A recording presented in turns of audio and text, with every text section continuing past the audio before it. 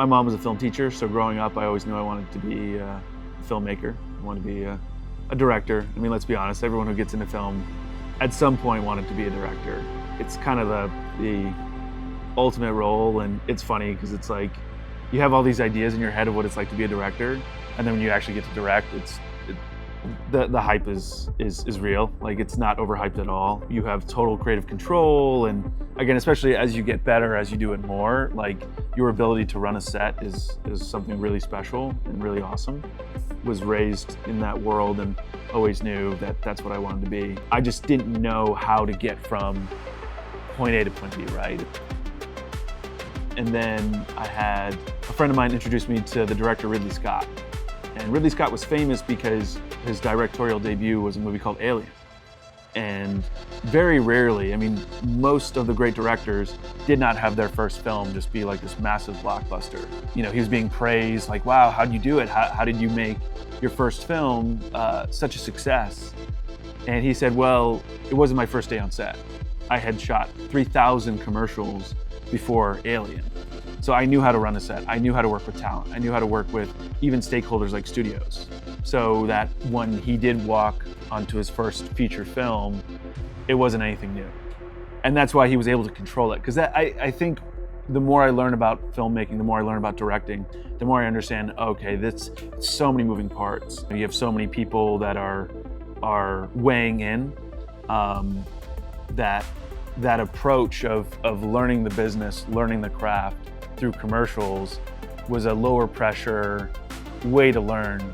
And my buddy had this idea. He said, hey, why don't you take your skills and, you know, those really bad local TV commercials, why don't you do those and try to, you know, let's say it's a mattress, you know, Bob's Mattresses, take like a Mattress Firm or a Serta or a Tempur-Pedic commercial, like a big one, a national one, and just make this local commercial look like that as best you can. And we did that and built a whole company around it. At the time, I blew up sort of in my local area. And before I knew it, we were kind of getting pulled into this advertising agency. And that was my first exposure to that whole world. And it was sort of this interesting moment where I was like an in-house video guy at an advertising agency, which was, again, kind of the first of its kind. But it was a really great experience because it exposed me to the industry. I was getting introduced to directors, and even my now business partner, I met her through that whole experience. She was an executive producer for another big commercial production company. A lot of the people that I met too ended up becoming clients in the future. But I did that for about 4 years or so, and then I started my own production company, or I guess my second production company, which was Raider Films, right? Which is the name of this channel. And I did that just me. It was definitely a struggle, but I think the entrepreneurial struggle and the struggle of, you know, creating a film, they're very, very similar.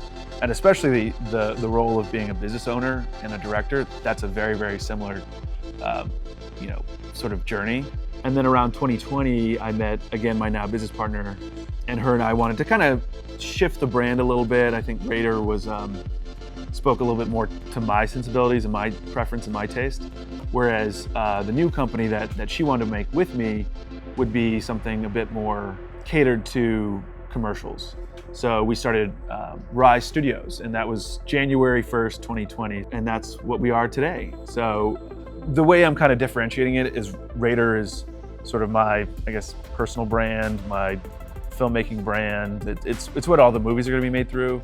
And Rise is all the commercials, TV promos. We've been going strong for about 5 years. I mean, I will say the last 2.5 years have been tough, and I think anyone in the film industry knows what I'm talking about. Like, it's been really, really difficult, but it seems like we're on the other side of it. It seems like, again, there's a lot of new emerging opportunities, such as YouTube, that I think are taking the spotlight, which is really exciting.